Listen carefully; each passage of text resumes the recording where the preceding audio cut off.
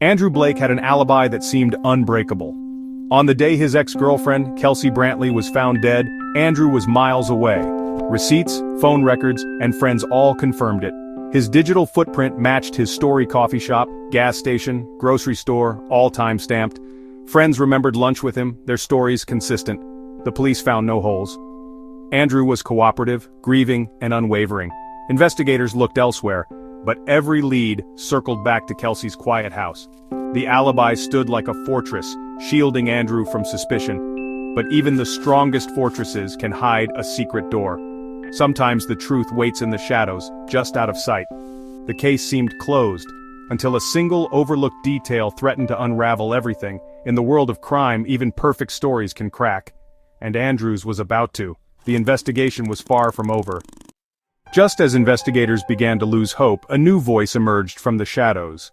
Late one evening, a neighbor named Evelyn Mercer arrived at the police station, her eyes wary, her words carefully chosen. She claimed she'd seen something.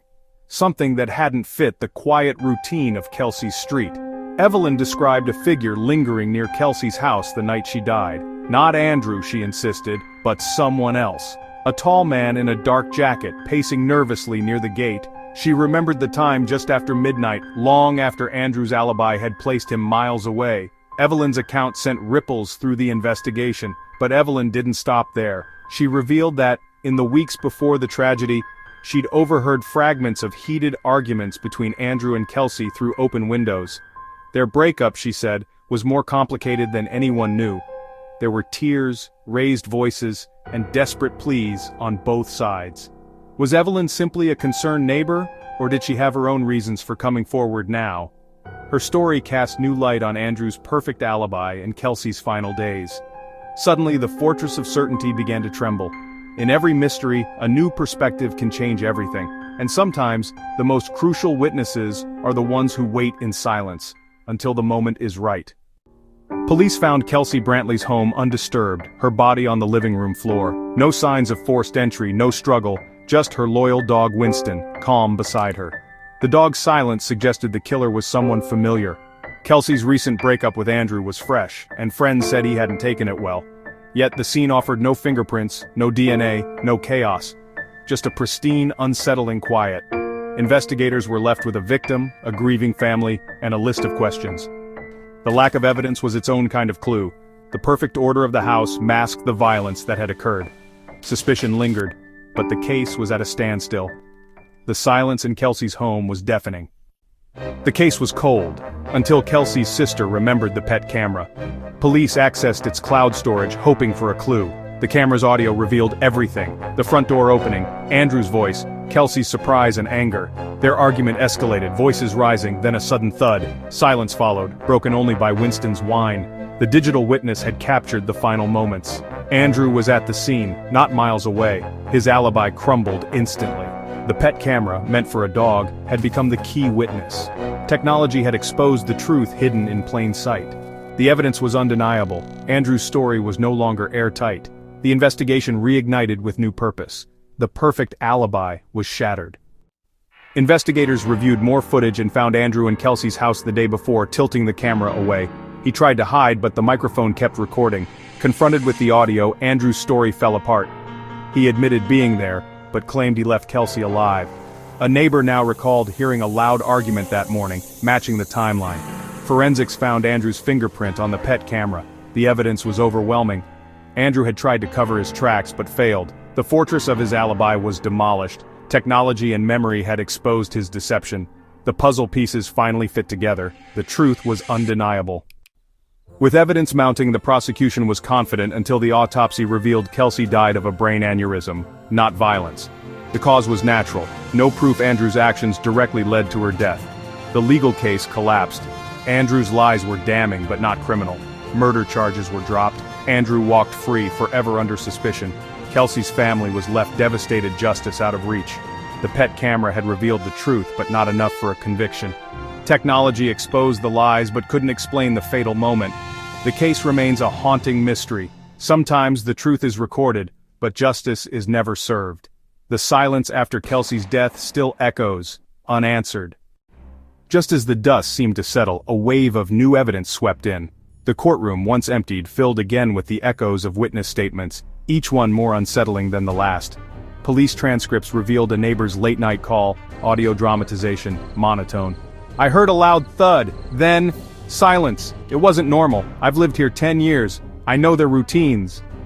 Another witness described seeing a shadowy figure leaving the side gate, moments after Kelsey's collapse. Audio dramatization, tense whisper.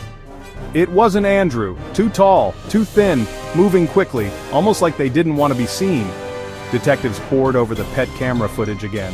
This time, they noticed a fleeting reflection in the kitchen window. Barely visible, but undeniably human. A new lead emerged. A set of muddy footprints found by the garden fence. The prints didn't match Andrew or Kelsey. The case, once thought closed, now spiraled with questions. Who was the stranger in the yard? Was there more to Kelsey's death than anyone realized? As investigators chase these new shadows, one thing is certain. The truth hides in the most unexpected places. And this story is far from over. Fade-out suspenseful music lingers. As the mystery deepens, the camera lingers on Detective Harper, her silhouette framed against the cluttered evidence board. For most, this case is just another file. But for Harper, every clue, every unanswered question stirs memories she's tried to bury. Years ago, she worked a case strikingly similar. A missing woman, a trail of misleading evidence, and a suspect who slipped through the cracks. That case was never solved. The victim's family still calls, leaving messages Harper can't bring herself to return. Now, with Kelsey's case, the lines between past and present blur. Harper's sleepless nights are filled with echoes. The voice of the sister she failed, the faces of families waiting for answers. She pores over the muddy footprints, the pet camera footage, desperate not to repeat old mistakes. She pushes her team harder, re-examines every detail and refuses to let the investigation close, haunted by the thought that justice might slip away once again. As Harper pins another photo to the board, her hand trembles. This isn't just about Kelsey anymore. It's about redemption, about breaking the cycle of unanswered questions. In the quiet of her office, Harper whispers a promise. This time she won't let the shadows win. Days turned into weeks, and just as investigators prepared to close the file, a final, chilling discovery shattered any sense of closure. The muddy footprints, once assumed to belong to a stranger, were traced to a rare brand of hiking boots, sold only in a handful of stores across the state. Surveillance footage from one such store revealed a figure in a hooded jacket, face obscured, purchasing the boots with cash. But the real shock came when the store clerk was interviewed. "I remember them. They kept looking over their shoulder, but they had Kelsey's bracelet on their wrist, I'm sure of it." The revelation sent ripples through the investigation. How could Kelsey's bracelet, found on her at the scene, appear on the wrist of a mysterious figure days before her death? Was the footage tampered with, or was someone orchestrating a deception far deeper than anyone imagined? Detectives scoured every lead, but the hooded figure was never identified. The bracelet's origin, an enigma. The case files grew thicker, but the answers only seemed to slip further away. In the end, a single question echoed in the minds of all who followed the case. Was Kelsey a victim, or a pawn in something much bigger? Sometimes the closer you get to the truth, the further it drifts into darkness. And in this case, the shadows may never give up their secrets. Soft rain patters in the background as the night settles over the city. The lead detective sits alone in a dimly lit office, the glow of the case files casting long shadows across the desk. Suddenly the phone rings. A number, unlisted. "Detective. If you want the truth about Kelsey, meet me. Midnight. Under the old railway bridge. Come alone." The detective hesitates, weighing the risks. The call ends abruptly, leaving only static and unanswered questions. Cut to the detective's silhouette moving through the darkness, footsteps echoing on wet concrete. The air is thick with anticipation. Under the bridge, a hooded figure waits, face hidden. "You have information on Kelsey. Why reach out now?" Nothing about her case is what it seems. The bracelet, the boots, all planted. There are people watching. People who need this to stay buried. Who are you? Why should I believe you? You've seen the signs. The surveillance, the evidence that doesn't fit. Trust your instincts. There's a file in the city archives marked with the symbol you found on the bracelet. It's the key. But be careful. You're not the only one looking. A distant car engine revs. Headlights sweep the shadows. The informant steps back, voice dropping to a whisper. "They're closer than you think. If you want answers, move fast. Don't trust anyone, not even your own." The informant disappears into the darkness as the detective is left grappling with the threat and the promise of the truth. The sense of danger is palpable. the stakes higher than ever. The detective faces a choice: follow the cryptic trail into the heart of a hidden conspiracy, or risk losing everything to the shadows that have already claimed so much. As the city sleeps, the real hunt begins. The next day, the city is still shrouded in rain, its streets reflecting a world turned upside down. In the detective's office, a new file lands on the desk, one marked with the same mysterious symbol found on Kelsey's bracelet. The detective's hands tremble as the pages reveal a shocking connection: Andrew's name, buried deep in the records of another unsolved disappearance years before Kelsey vanished. Flashback. Grainy footage flickers on screen. A younger Andrew at a police station, his eyes hollow, his voice shaking as he answers questions about a missing classmate. The tape crackles. "I barely knew her," Andrew insists, but the uncertainty in his voice lingers like a ghost. Cut to present. The detective reviews the evidence, doubt gnawing at every certainty. Andrew's alibi, once airtight, now has cracks. The detective wonders, had Andrew been hiding more than anyone guessed? In the family's living room, the camera lingers on Andrew's mother, her hands wringing a faded photograph. "He was never the same after that," she whispers, tears brimming. Something changed in him. He stopped talking, stopped trusting. Interview cuts in. Andrew now in a dimly lit room. His face is drawn, his voice barely above a whisper. "I tried to forget. I thought it was behind me, but it's never really gone, is it?" The detective stands at a crossroads, torn between empathy and suspicion. Is Andrew a victim of circumstance, or has he been running from the truth all along? The family is fractured, trust erodes as old wounds reopen. The detective's doubt grows heavier, every new clue a weight on the conscience. A final flashback. The missing classmate's last known location, an old railway bridge, eerily familiar. The pieces begin to align. The scene ends on the detective's troubled face, the storm outside mirroring the turmoil within. The past, once buried, now threatens to unravel everything, forcing the detective to question not just Andrew, but the very nature of truth and justice. The investigation has found a new, darker path, and no one will emerge unchanged.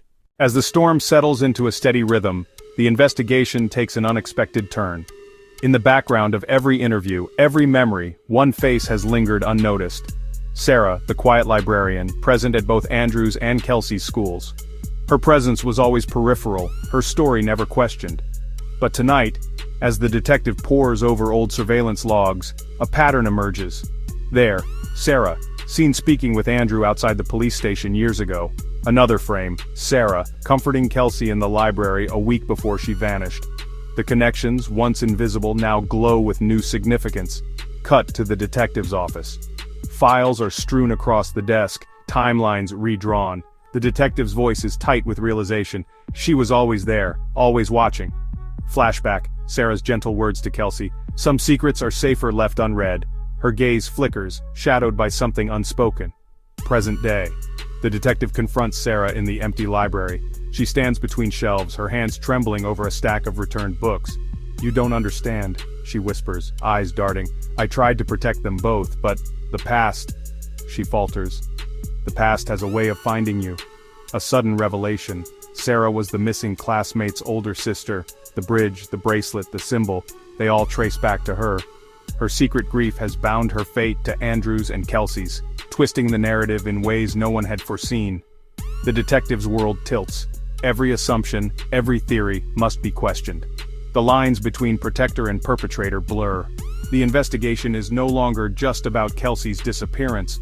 It's about the shadows cast by unspoken histories and the people who carry them in silence. As the scene closes, Sarah's silhouette lingers in the dim library light, her secrets, now at the heart of the storm. The detective realizes the real story has only just begun. Soft rain patters. The city is cloaked in twilight, neon reflections shimmering in puddles. The detective sits alone in the office, eyes red from sleepless nights. A knock at the door breaks the silence. A courier delivers a small, unmarked envelope. The detective's hands shake as the seal is broken. Inside, a single USB drive and a typewritten note. "This is what you missed." Heart pounding, the detective loads the drive. On the screen, grainy footage plays. A shadowy figure near the railway bridge, the night Kelsey vanished. The outline is unclear. Too tall, too broad-shouldered to be Andrew. The detective's breath catches. Just as clarity seems within reach, the computer screen glitches. The footage dissolves into static, the file erased before it can be saved. The detective stares, disbelieving, as the evidence vanishes before their eyes. A voiceover echoes in the darkness. Sometimes the truth is right before us, only to slip through our fingers like rain. Was Andrew a scapegoat, or was someone else always watching from the shadows? Cut to the detective, silhouetted against the rain-streaked window. The city lights blurred behind. The unanswered questions hang heavy in the air. In a world built on secrets, justice is never black and white, and sometimes the only thing more haunting than what we know is what we'll never find. Final shot. Outside, at the foot of the old railway bridge, a single bracelet glimmers in the mud, its symbol catching the last light of dusk, fade to black. The rain hasn't let up. In the sterile glow of the interrogation room, Andrew sits across from two detectives, his hands clenched, knuckles white. A tape recorder clicks on, capturing every breath. "Andrew, we need you to walk us through that night again. From the moment you left the bar, I've told you I went home, alone. I never saw Kelsey after midnight. Then explain this." A photograph is slid across the table, the muddy bracelet found by the bridge. Andrew's eyes widen. I don't know what that is, I swear." A new witness, Mrs. Ramirez, stands beneath a flickering street lamp, her umbrella trembling in the rain. "I saw someone outside Kelsey's house that night, not Andrew.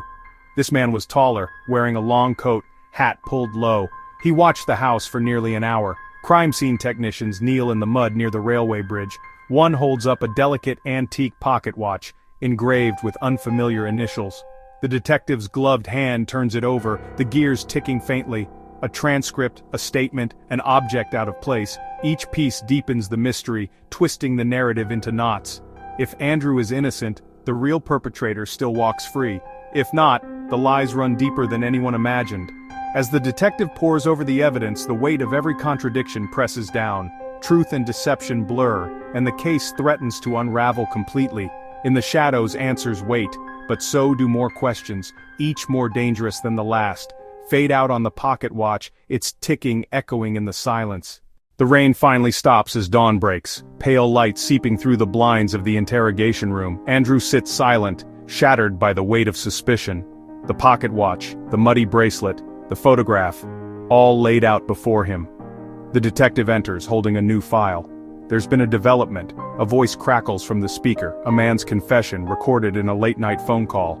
It's the stranger Mrs. Ramirez described. The man in the long coat. His words are ragged. "I never meant for anyone to get hurt. The watch. It was my father's. I dropped it by the bridge when I panicked. I saw Kelsey, but I was too afraid to help. I'm sorry." The detectives trace the initials on the watch to a missing persons case from years ago. The man, burdened by guilt, finally comes forward. The evidence falls into place. The muddy bracelet was Kelsey's, lost in her struggle to flee. The photograph, taken by a passing jogger, captures not Andrew, but the true perpetrator's shadow. Kelsey's family gathers in the quiet of their living room. Her mother speaks, voice trembling but clear. "We may never have all the answers, but we have the truth and we have each other." Andrew, finally exonerated, stands outside in the new sunlight, tears on his face, grief and relief mingling as he calls his own family, his voice breaking. The detective closes the case file, the weight of the unsolved finally lifting. In a private reflection, he muses, "Justice isn't always perfect, but tonight we found clarity in the chaos, for Kelsey, for her family, and for Andrew." As the sun rises, the camera lingers on the pocket watch, now still. Time, once fractured by secrets, begins to move forward again. The world is quieter but filled with hope. In the end, the truth brings peace, not only for the lost but for those left behind. Fade out on Kelsey's family embracing, the detective watching from afar, and Andrew walking into the light of a new day.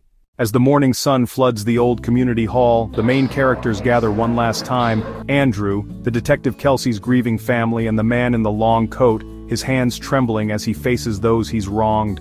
The room is thick with anticipation, every breath heavy with what's left unsaid. Andrew steps forward first, voice raw. "I lost everything, my name, my peace, because of secrets I need to understand. Why?" He looks directly at the man, whose eyes shine with regret. The man's confession comes in halting bursts.